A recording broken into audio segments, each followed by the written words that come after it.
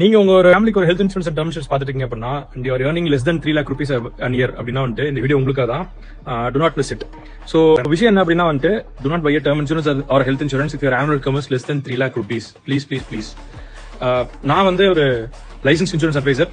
Last ஒரு 4 இயர்ஸா ஒரு 1000+ கிளைண்ட்ஸ்க்கு வந்து கன்சல்டிங் கொடுத்துருக்கேன். நான் ஒரு 100+ பீப்புள் வந்து கிளைண்ட்ஸா வச்சிருக்கேன்.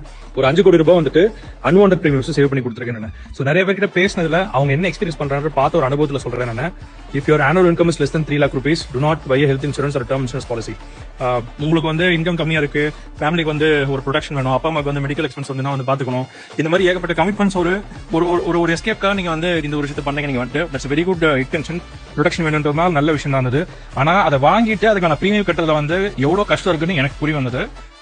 அதை நிறைய பேர் பண்றதும் பாத்திருக்கேன் நான் வந்துட்டேன். So do not put yourself in a very tight situation. Rather என்ன பண்ணுங்க அப்படின்னா go and focus your energy on making more money. இப்போ உங்களோட ஆனுவல் இன்கம் வந்து அட்லீஸ்ட் ஒரு 5 lakhs மேல போச்சு அப்படின்னா உங்களோட டர்ம் இன்சூரன்ஸ் பிரீமியமே வந்து ஒரு 10% இது கம்மியாகும். பிரீமியம் கம்மியா தான் வந்து உங்களுக்கு வச்சிருப்பாங்க. ஒரு ஹெல்த் இன்சூரன்ஸ்க்கு நீங்க அந்த பிரீமியம் கட்டும்போது வந்து கட்டுறது உங்களுக்கு ஈஸியா இருக்கும். ஸோ ஒரு பிரதர்லியா ஒரு ஃப்ரெண்ட்லியா அந்த அட்வைஸ் தரேன் நான். If your annual income is less than 3 lakh rupees, do not go and buy a health insurance or a term insurance. That's day 30. This is what I want to bring you in my one tiny promise today, and I've done it. See you tomorrow.